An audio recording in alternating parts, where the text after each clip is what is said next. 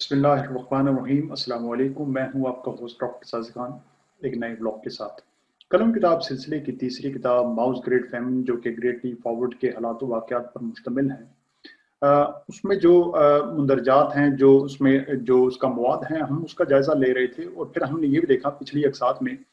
کہ کیسے مارک کا جو اقدام تھا زراعت کے شعبے میں اور اسٹیل کی پیداوار کے شعبے میں، اس کے کیا ہولناک نتائج جو تھے وہ سامنے آنا شروع ہو گئے تھے، چونکہ یہ جو اقدامات اٹھائے گئے تھے یہ زمینی حقائق سے بالکل مطابقت نہیں رکھتے تھے، عجلت میں تھے، اور بغیر کسی جو ضروری ساز و سامان کی دستیابی کا خیال رکھے بغیر یہ اقدامات شروع کیے گئے تھے۔ اب جب تیزی میں، عجلت میں اور بغیر منصوبہ بندی کے آپ اقدامات کریں گے تو پھر اس کے جو نتائج وہ مثبت کم اور منفی زیادہ ہوں گے۔ 1958 کی بہار میں جب فصل تیار ہوئی اور پھر وہ اجناس کی جو مقدار تھی جو پارٹی کے ممبران نے کسانوں سے جمع کرنا شروع کر دی، یعنی ان کی پروکیورمنٹ کرنا شروع کر دی، تو حالات جو تھے وہ قید سالی اور غربت اور خوراک سے نڈال یعنی اسٹارویشن کی جو خبریں تھیں وہ آنا شروع ہو گئی تھیں۔ اس کی دو بڑی وجوہات تھیں۔ ایک وجہ یہ تھی کہ کسانوں کی ایک بڑی مقدار کو، ایک بڑی تعداد کو دور دراز علاقوں میں جہاں پر پانی کے ذخائر کی تعمیر ہونا تھی، جہاں پر نہریں بننا تھی یا ڈیمز کی تعمیر ہونا تھی، وہاں بھیج دیا گیا تھا خواتین سمیت۔ اور دوسری جو باقی ماندہ تعداد تھی انہیں اسٹیل کی پیداوار کے لیے بھٹیوں، چمنیوں اور صنعتی یونٹس میں شہروں میں کام کرنے کے لیے بھیج دیا گیا تھا۔ اب زمینیں جو تھیں وہ فصلوں سے لدی تھیں، لیکن دوسری فصل کے لیے، لیکن کوئی ایسا کسانوں کی جو مناسب مقدار ہونا چاہیے تھے دیہاتوں میں وہ موجود نہیں تھی کہ وہ فصلوں کی کٹائی کر سکیں، یا جو ان کی جو فصلوں کا جو وقت تھا کاٹنے کا وہ اس کے لیے وہاں موجود ہوتے۔ تو یہ جو اس کے یعنی فصلوں کی کٹائی کے لیے وہاں پر کسان جو تھے وہ اپنی زمینوں پر موجود نہیں تھے۔ جو وہاں پر آبادی رہ چکی تھی وہ کم تھی، وہ ان کے پاس جو غلہ تھا وہ بھی پارٹی جو تھی وہ ان سے لے چکی تھی مناسب مقدار میں، جو ان کے پاس ہونا چاہیے تھا سال بھر کے لیے یا ایک آدھ فصل کے لیے، 2-4 ماہ کے لیے، وہ بھی پارٹی کے جو عہدیداران تھے، جو ان پر نگران متعین تھے، وہ بھی ان سے لے چکے تھے۔ تو یوں ایسے حالات میں جو تھی وہ اجناس کی کمی تھی اور غربت جو تھی وہ بڑھ رہی تھی۔ اب ماؤں تک اس غربت کے، استحصال کی، بیماری کی اور بھوک اور ننگ کی یہ خبریں مسلسل پہنچ رہی تھیں، لیکن ماؤں جو تھا وہ سرمادارانہ معیشت کے جو اولین جو فلاسفر ہیں، انگلش فلاسفر جیرمی بینتھم، وہ اس کے نظریہ یوٹیلیٹیرنزم پر عمل پیرا تھا کہ اگر چند لوگ اپنی خوشحالی کی قیمت ادا کریں اور اس قیمت کے نتیجے میں اگر آبادی کا بڑا حصہ خوشحال ہو جائے اور ان کی نسلیں جو ہیں وہ ان کا مستقبل سنور جائے، تو یہ چند جو معمولی مقدار میں جو تعداد ہیں ان کی قربانیاں جو ہیں وہ رائگان نہیں جائیں گی۔ یہ ایک نظریہ تھا۔ اب ماؤ اسی نظریے پر عمل پر تھا کہ اگر دیہاتوں میں رہنے والے اگر چند لاکھ لوگوں کو اگر مشقت کا سامنا کرنا پڑا، اپنی قربانی دینا پڑ رہی ہے، تو پھر اگر چائنا اس سے عظیم قوت بنے، کمیونسٹ کا نظریہ کامیاب ہو، خوشحالی آئے، اس ملک میں صنعتی انقلاب آئے، تو یہ کوئی بڑی قیمت نہیں۔ اب یہ اس نظریے کے تحت یہ سارے عوامل جو ہیں وہ عمل پذیر ہو رہے تھے۔ اب دوسری جانب جب فصل بھی تیار ہوگی، فولاد کی جو مخصوص مقدار تھی وہ بھی تیار ہو گئی، تو اب ان کی پروکیورمنٹ شروع ہو گئی، یعنی کہ اس مقدار کو ریاست نے جو ہے وہ اسے جمع کرنا شروع کر دیا۔ ملک کے تمام صوبوں سے، شہروں سے جہاں پر یہ سٹیل تیار ہوا، غلہ جو جمع کیا گیا تھا، انہیں جو ہے وہ پھر بڑے پورٹس پر، انہیں ریلوے اسٹیشنز پر اور بڑی بڑی منڈیوں میں لانے کا عمل شروع ہوا تاکہ اسے برآمد کر کے مشینری، جو صنعتی مشینری ہے، اسے درآمد کیا جا سکے۔ کیونکہ اس گریٹلی فارورڈ میں جو یہ اقدام کیا گیا کہ زراعت کی بڑی مقدار کی پیداوار کی جائے، اس کا ایک ہی مقصد تھا کہ غذائی اجناس کی برآمدات کے نتیجے میں جو درآمدات ہوں اس سے ملک کو انڈسٹریلائز کیا جا سکے۔ اب جو اعداد و شمار تھے 1957 اور 58 کے لیے جو صنعتی مشینری کی جو اس میں ٹریڈ ہونا تھی وہ آپ سن لیجئے کہ 1957 میں جو دھات کاٹنے والی مشینیں تھی، جو میٹلز کاٹنے والی، وہ ان کی مقدار تھی 187 جو اس ملک میں، جو چائنا میں تھی۔ 1958 کے لیے یہ ٹارگٹ رکھا گیا کہ 772 مشینیں جو ہیں وہ امپورٹ ہوں گی۔ کاشتکاری کے لیے جو مشین درکار تھی وہ 429 تھیں 1957 میں۔ 1958 کے لیے ٹارگٹ رکھا گیا 2241۔ اسی طرح ٹریکٹر کی تعداد تھی 67 1957 میں. 1958 کے لیے یہ تعداد تھی 2657. ٹرالیز جو تھیں یعنی جو ٹرالیز جن کے ذریعے یہ غذائی اجناس یا جو لاجسٹک کے لیے استعمال ہونا تھی ان کی تعداد تھی چائنا میں 212. لیکن 1958 میں ان کا ٹارگٹ رکھا گیا وہ تھا 19,860. اور یہ تمام مشینری جو تھی اس کی جو بڑی مقدار تھی وہ سوویت یونین سے امپورٹ ہونا تھی. سوویت یونین کا کیونکہ وہ اس وقت تک ایک بڑی انڈسٹریلائزڈ پاور تقریباً بن چکا تھا, اس کی مشینری خاصی ڈیولپ ہو چکی تھی, تو وہاں سے یہ چیزیں امپورٹ ہونا تھی غذائی اجناس کے تبادلے میں. اس کے علاوہ چائنا نے کوشش کی کہ وہ تیل, کوئلہ اور سٹیل جو ہے مزید وہاں سے امپورٹ کرے. اب یہ چائنا ماؤ کی پالیسی یہ تھی کہ بہت سارے آرڈرز اس نے لے لیے ٹریڈ پالیسی کے تحت کہ اتنی غذائی جو اجناس ہوں گی وہ ہم ایکسپورٹ کریں گے اور اس کے بدلے میں ہم جو ہے وہ امپورٹ کرتے رہیں گے. اب یہ تمام جو اعداد و شمار تھی یعنی یہ جو ٹریڈ تھی امپورٹ ایکسپورٹ کی, یہ ان اعداد و شمار پر جو ہے نا وہ یہ پالیسی بنائی گئی تھی جو اس پارٹی کے نچلے جو کیڈر نے یعنی نچلی سطح کی جو قیادت نے دیہاتوں سے, شہروں سے, قصبوں سے اعلیٰ قیادت کو یہ اعداد و شمار پہنچائے تھے. تو اس میں خیال یہ کیا جا رہا تھا کہ یہ اعداد و شمار چونکہ درست ہوں گے اس لیے اتنی بڑی مقدار میں جو ہے وہ سوویت یونین یا دیگر ممالک سے غذائی اجناس کے آرڈرز لے لیے گئے تھے. اب ایک تو یہ اقدام ہوا کہ سوویت یونین سے یہ مشینری امپورٹ کی جائے. دوسری سطح پر ماؤ نے کیا کیا کہ ماؤ نے یا کمیونسٹ چین آپ اسے کہیے کہ اس نے اپنی غذائی اجناس کو ڈمپنگ پالیسی کے تحت ایسی مارکیٹس میں سستی قیمت پر بیچنا شروع کر دیا تاکہ وہ چین کی جو کا مارکیٹ سائز ہے وہ بڑھا سکے. اب ڈمپنگ پالیسی اکنامکس کا ایک اصول ہے کہ آپ اپنے ملک میں کسی چیز کی مقدار زیادہ کر دیں اور پھر اسے جو ہے وہ بیرون ملک کم قیمت پر بیچیں. اپنے ملک میں جو اس کی قیمت ہو اس سے بھی کم, شاید اس کی جو پیداواری لاگت ہے اس سے بھی کم بیچیں. ایک دور میں جاپان بھی ایسا کرتا رہا کہ اپنی جو گاڑیوں کی قیمتیں تھیں وہ اپنے ملک میں اس کے زیادہ ہوتی تھیں لیکن انٹرنیشنل مارکیٹ میں وہ کم قیمت پر بیچتا تھا تاکہ وہ مارکیٹ میں زیادہ سے زیادہ وہ شیئر لے سکیں. تو ماؤ نے بھی یہ کیا کہ جو غذائی اجناس کی پیداوار ہوئی وہ اپنے ملک میں کم, اس کی قیمتیں زیادہ تھیں, بلکہ یہاں تک حالات تھے کہ ملک میں تو غربت تھی اور بھوک تھی اور غذائی اجناس کی کمی تھی لیکن دوسرے ممالک میں وہ سستی قیمت پر بیچ رہا تھا. وہ اس کے علاوہ وہ جو اسٹیل سے پیداوار جو اپنی ملکی سطح پر جو اس نے کچھ صنعت ڈیولپ کر لی تھی کمیونسٹ پارٹی نے اس وقت, تو اس کے تحت جو سستی سائیکلیں, تھرمس اور جو چھوٹے موٹی جو اشیاء تھیں گھریلو استعمال کی وہ بھی بیرون ملک سستی قیمت پر بیچی جا رہی تھی جس کا لامحالہ جو ہے وہ نقصان چین کی اکانومی پر ہو رہا تھا. اب اس میں ایک یہ بھی غذائی اجناس کی جو کمی ہو رہی تھی چین میں اس کی ایک بڑی وجہ یہ بھی تھی کہ چین ایک بڑی مقدار میں چونکہ یہ کمیونسٹ ملک تھا اس وقت ایک کمیونزم کا دور تھا تو اس پالیسی کے تحت بڑی ایک مقدار جو تھی وہ ان ممالک کو بطور امداد دی جا رہی تھی جو چھوٹے کمیونسٹ ممالک تھے, مثلا ویتنام, اس میں البانیہ یا اس میں چیکوسلوواکیہ, ہنگیری اور ایسے دیگر کئی ممالک یا مشرقی جرمنی. تو ان ممالک کو امداد کے طور پر بھی غذائی اجناس بھیجی جا رہی تھی. اس میں ایک بڑی وجہ یہ بھی تھی کہ چونکہ یہ ایک تیسری دنیا کا ایک غریب ملک تھا چین, اب اس نے جب بہت بڑی مقدار میں غذائی اجناس اس نے کی پیداوار حاصل کر لی پہلی فصل سے, اس میں سبزیاں بھی تھی, فروٹ بھی تھا, اس میں جو دیگر جو غذائی اجناس جیسے چاول یا گندم یہ بھی تھا. اب اس کے پاس سٹوریج کی تو بڑی سہولتیں موجود نہیں تھیں, تو یہ جب مقدار جب لائی گئی اب انہیں اسٹور رکھنا پھر ان کی جو ایکسپورٹ کرنا اس کے لیے ایک کچھ وقت درکار تھا. سٹوریج کی نامناسب سہولتوں کی وجہ سے بہت بڑی مقدار جو تھی وہ بھی خراب ہونا شروع ہو گئی. اب آپ دیکھتے جائیے کہ کیسے جب زرعی اجناس کی پیداوار ہوئی تو ایک منصوبہ بندی, عدم منصوبہ بندی اور وسائل کی جو مناسب مقدار ہونا چاہیے تھی ان کی کمی کی وجہ سے اجناس جو تھی وہ تو یا ضائع ہو رہی ہیں یا بیرون ملک بھیجی جا رہی ہیں لیکن ملک میں جو اپنی عوام ہے وہ بھوک سے ڈال ہے. اب یہ جب سارے حالات بیتتے گئے تو اس کے نتیجے میں غربت بھی بڑھتی گئی اور یہ جو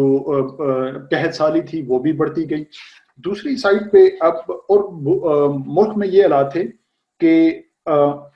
جب माओ को इस बात की निशानदेही की गई, माओ को ये रिपोर्ट्स मुसलसल मौसूल हो रही थी, बल्कि ये भी होता था कि देहातों से, छोटे कस्बों से लोग खत भी उस वक्त लिखते थे, अगरचे खत उस वक्त सेंसर होते थे, लेकिन किसी न किसी तरीके से खत जो है वो चिट्ठियां माओ को पहुंच जाती थी। तो उसमें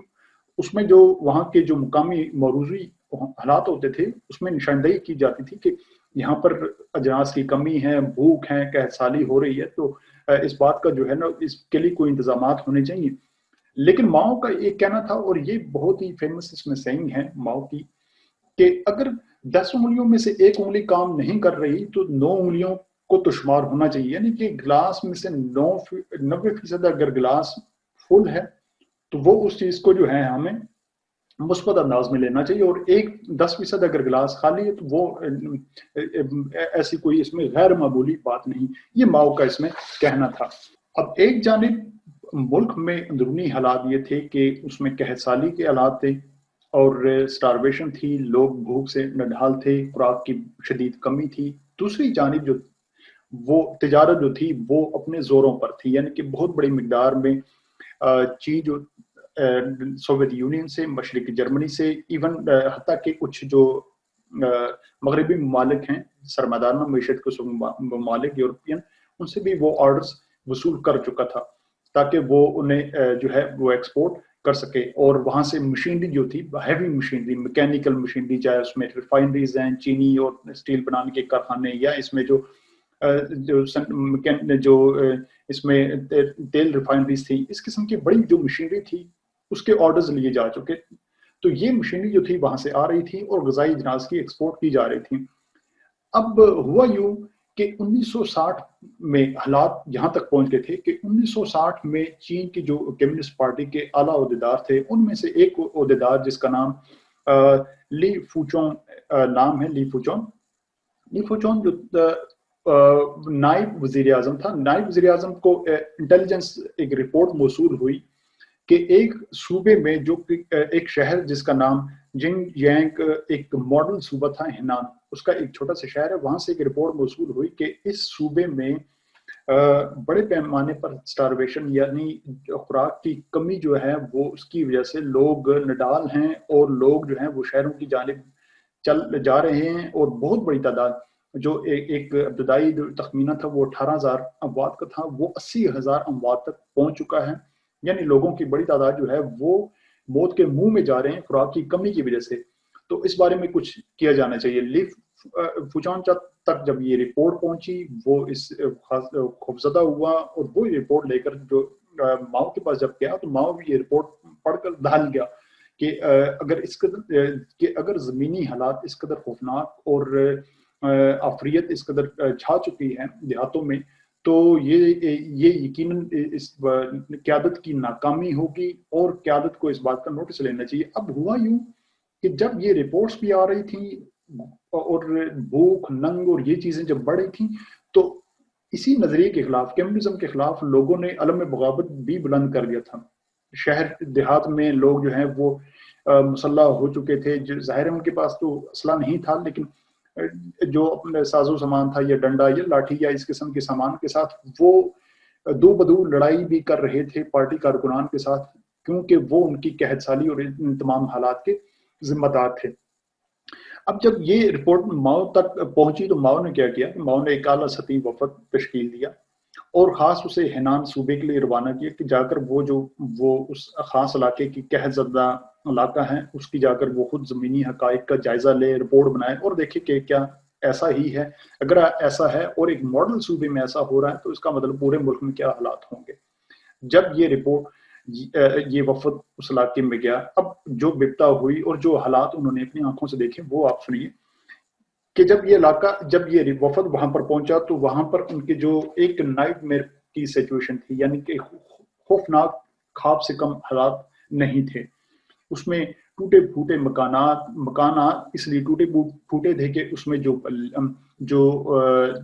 स्टील के लिए जो इन्हें लोहा दरकार था वो लकड़ी के बाले थे, या इसमें जो ड्रार्स पड़े थे वो सारा जो है वो पार्टी मेंबरान उनसे ले चुके थे ताकि उसे स्टील बनवाएं। इस तरह जो ईंधन दरकार था वो भी उनसे लेकर वो स्टील बनाने के लिए, पिघलाने के लिए वो ले चुके थे। تو حالات یہ تھے کہ ٹوٹے پھوٹے مکانات، لوگ بے سر و سامان پڑے ہوئے سڑکوں کے کنارے یا تمبو ٹینٹ لگا کر وہ ان میں پڑے ہوئے، کھانے کو گھاس تک نہیں ان کے پاس، بچوں کی یہ صورتحال کہ ان کے پسلیاں تک دکھائی دے رہی اور وہ زمین سے جڑی بوٹیاں تلاش کر کر کے کھا رہے، اور بھوک، اور تقریباً ہر گھر میں سے ایک موت جو ہے وہ وہاں پر ہو چکی تھی۔ یہ جب حالات اس پارٹی وفد نے دیکھے تو اس میں سے ایک اعلیٰ عہدیدار، اس کا یہ کہنا تھا کہ جب ہماری لانگ مارچ ہمارا شروع ہوا 1935 میں، تو کائی شیک کی فوجوں نے اتنے ظلم ہم پر نہیں کیے جتنی ہماری پارٹی کے امیدواران یا ہماری پارٹی کے ممبران نے ان مظلوم دیہاتیوں پر کیے۔ یعنی اس بات کا اعتراف تھا کہ اس پالیسی کے نتیجے میں پارٹی نے بہت مظالم ڈھائے دیہاتیوں پر، اور ان کی ان غیر فطری سرگرمیوں کی وجہ سے، یا جو انسانی آزادی یا انہیں جو مناسب سہولتیں دی جانی چاہیے تھی یا ان کے مصائب کا خیال رکھا جانا چاہیے تھا، وہ بالکل نہیں رکھا، اور دیہاتیوں کو ایک عذاب میں جو ہے وہ اس پارٹی نے دھکیل دیا۔ یہ اس پارٹی کے اعلیٰ عہدیدار کا کہنا تھا۔ اب یہ 1960 کی بات ہے، اکتوبر میں یہ دورہ ہوا، اور جب حالات بالکل واضح ہونا شروع ہو گئے تو ماؤ نے پھر نومبر 1960 میں، یعنی کہ تقریباً 2 سال بعد، اس گریٹ لیپ فارورڈ میں نومبر 1960 میں پھر ایک ڈائریکٹو جاری ہوا پارٹی دفتر بیجنگ سے، کہ اب لوگوں کو جو ہے وہ نجی زمین رکھنے، انہیں 8 گھنٹے سونے، اور اپنی مرضی کا پیشہ جو ہے وہ کے انتخاب کا جو ہے وہ انہیں حق حاصل ہے۔ یعنی کہ صرف 2 سال گریٹ لیپ فارورڈ جب گزرا تو اس میں کمیونزم جو تھا، اس کی جو